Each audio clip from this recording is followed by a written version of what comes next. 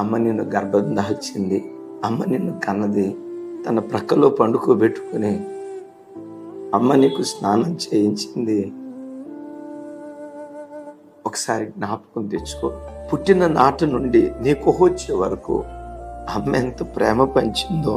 ఎంత అన్నం ఉంటే నీ కడుపు నిండా పెట్టి అమ్మ మంచినీళ్ళు తాగి పండుకొని నీకు నాకు ఆ అమ్మ పంచిన ప్రేమ ఒకసారి జ్ఞాపకం తెచ్చుకో.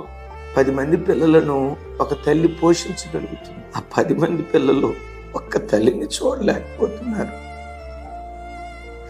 అనాథాశ్రమంలో జాయిన్ చేస్తున్నారు. 10 మంది పిల్లలుండి దిక్కు మొక్కు లేని అనాథగా ఆ తల్లి అనాథాశ్రమంలో అల్లాడిపోతుంది. ఈ చిన్నతనంలో అమ్మ నీకు ఎట్లా ప్రేమ పంచేదో, వృద్ధాప్యంలో ఉన్న తల్లికి మరలా ఆ ప్రేమ అమ్మకు పంచగలుగుతున్నావా?